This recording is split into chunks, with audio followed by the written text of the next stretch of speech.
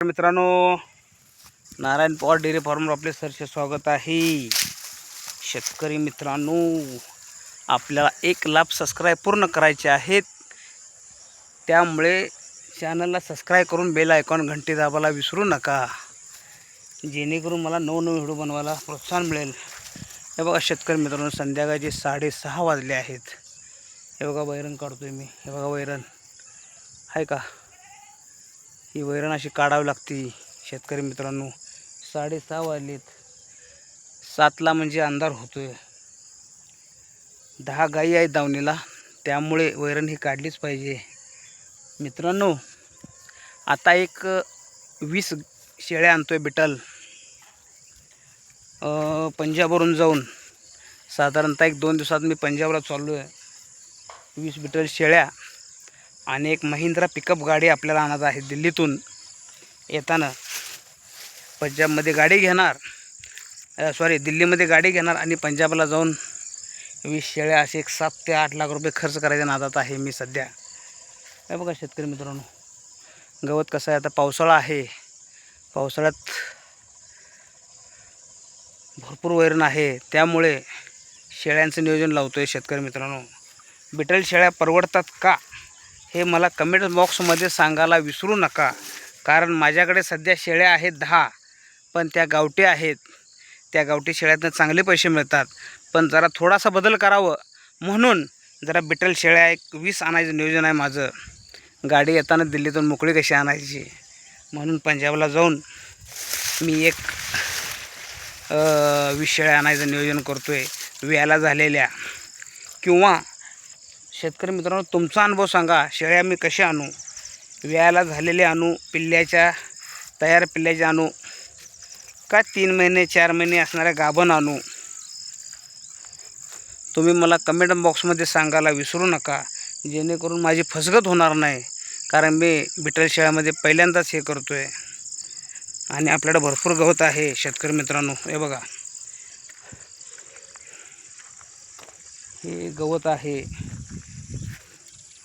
मी ह्या रानामध्ये कमीत कमी 4 एकर रानामध्ये मी नारळाची रोपं लावत आहे. मित्रांनो, शेतकरी मित्रांनो, 10 फुटाची रोपं मी घेऊन ठेवली आहेत केरळला. ती साधारणतः पाऊस पडल्यानंतर मी साधारणतः 15 दिवसानंतर मी ती लोडिंग करून आणणार आहे. आपल्याला नारळ शेती उंच झाडं असल्यामुळं हत्ती गवताला काही प्रॉब्लेम करत नाहीत. 20 बाय 20 नारळ लागवड करतो आहे आणि गवत आहे असं आहेच, काय अडचण नाही. आणि आपल्या शेळ्या बी जगतात असं म्हणजे एक 2-3 प्लॅन करतो आहे. गाई पालन तर आहेच.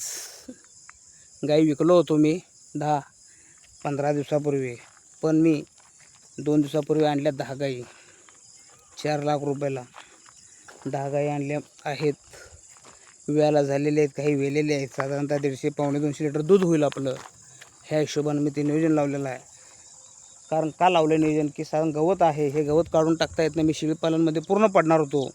एक 100 शेळ्याचं नियोजन होतं माझं, 50 तर आणायचं. पण तरी पण हे गवत आहे, वैरण भरपूर आहे, त्यामुळे वैरण काय करायची म्हणून मी परत 10 गाई आणलो आहे. आता 20 शेळ्याचं नियोजन आहे. साधारणतः एक 10 दिवसाची वैरणची जुळणी करून मी दिल्ली आणि पंजाबला जात आहे. 1-2-3 दिवसात 4 दिवसाच्या आतमध्ये जात आहे. मी तिकडं आल्यानंतर तुम्हाला व्हिडिओ दाखवतो. मला शेतकरी मित्रांनो, एक कमेंट करून सांगायला विसरू नका की बिटल शेळीचा फायदा आहे का. एक प्रथम हे सांगा, आणि दुसरी गोष्ट, बिटल शेळी आपल्याकडे चालेल का. तिसरी गोष्ट, वेलेल्या शेळ्या आणू का पिल्ल्याच्या म्हणजे गाभण 2-3 महिने गाभण असणाऱ्या आणू, काय म्हणतात त्याला, काय पाटे आणू. म्हणजे मला जरा चांगला सल्ला द्या, कारण का मी ह्यामध्ये नवीन आहे, फसगत होऊ नये. आज मी हे सगळं चांगल्या पद्धतीनं हँडलिंग करतो आहे, वैयक्तिक बायका पोरं, त्यामुळं ह्यात फसता कामा नाही. आणि आत्ता सध्या चांगल्या पद्धतीनं आपली शेती व्यवसाय चालू आहे. साधारणतः महिन्याला 1.5 ते पावणे 2 लाख रुपये इन्कम होईल असं नियोजन लावलं आहे. त्यामुळे शेतकरी मित्रांनो, मला सांगायला विसरू नका की कशाबद्दल मी काय करावं. ज्या शेतकरी मित्रांनो आपलं चॅनल सबस्क्राईब केलं नसेल त्याने सबस्क्राईब करून बेल आयकॉन घंटी दाबायला विसरू नका, कारण जेणेकरून मला नवनवीन व्हिडिओ तयार करायला प्रोत्साहन मिळेल. आता लवकरात लवकर मी गाईच्या बाजाराचे व्हिडिओ टाकायला चालू करणार आहे, ते तुम्हाला व्हिडिओ पाहायला मिळतील. त्यामुळे सबस्क्राईब करून बेल आयकॉन घंटी दाबायला विसरू नका शेतकरी मित्रांनो. धन्यवाद.